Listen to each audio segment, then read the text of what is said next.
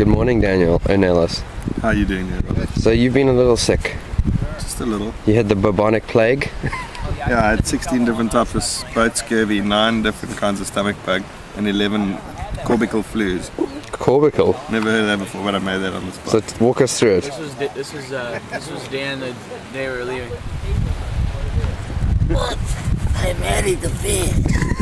Oh, fellas.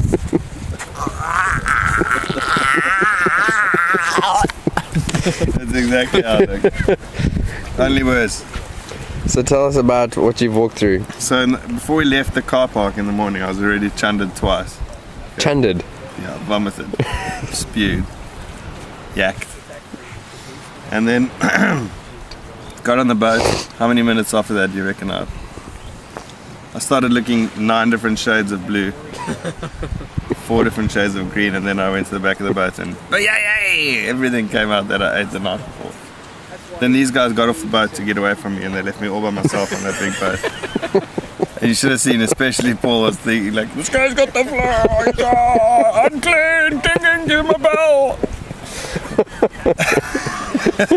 So I was walking around with a chain around It's so like, true. oh, unclean, oh. It's so true. My dad does chuck. That is true. Unclean. Unclean. Yeah. So anyway, then I was on that boat by myself trying to lie on that boat. If I hadn't been given a pillow by Nikki, I probably would have been dead today. But I lay on that boat and then I ran back and I got sick again and again until there was nothing left. I was puking pure air. Like a bellows. I could have bellowed a fire. And then I got into that. We got back here. And I collapsed on the beach in the sun, where I would have surely died unless Rob had pulled over a massive table and covered me with it. So I was covered by a table and a tarpaulin, like a dead. Did you really just lay? Were you just laying? A tarpaulin, like a tarpon. A tarpon, yeah, tarpon all in. All in. A New Orleans tarpon. New Orleans tarpon, yeah. Covered me over. Then I managed to eventually get in a tent that had no roof, only shade spots through it. And the sun butchered me. Every 10 seconds I'd have to move to get underneath one little piece of shade. So sad. And then the horseflies started eating me. He's telling us his testimony. His sickness testimony. Then the horseflies were munching me, and then eventually I moved into another tent. And by night time I thought, surely at least this is over, let me go to sleep. Woke up in the middle of the night, first thing, digging foxholes all over this whole property. 80 times if it was 20. Did you talk about the crocodiles in your sleeping bag? There was almost a crocodile in my sleeping bag and almost a very, very sick bird, which Rich nearly threw in there with me. That bird, man. That would have been good. Oh Lord. I think he would have got the bird sick. He would have got the sick bird sick. That bird was even trying to stay away from me, even though I only had 4 hours left to live.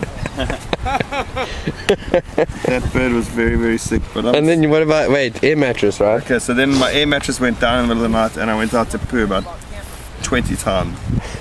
You have to get up, put on a jacket, walk out, take your flip-flops off, take your pants off.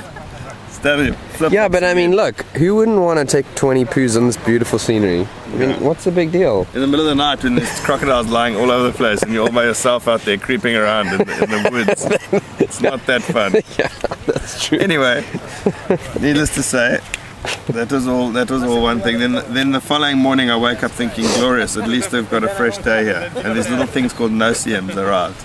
They just started to munch me. And eventually I just lay there and let them eat me. I didn't even care anymore. There's no point fighting them, so they just feasted on me. And when I knew I was at my latest low on the second day, when a fly landed on my eyeball and I never even closed it. There were flies all over my face sitting there. I felt like one of those children in those World Vision videos.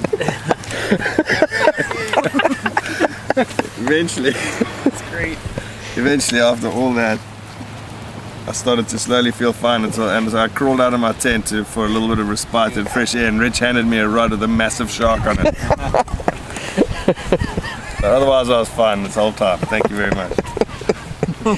And here you are, you got a bit of a twitch to you still. I'm fine. No, that sickness never affected me at all. I feel great. No permanent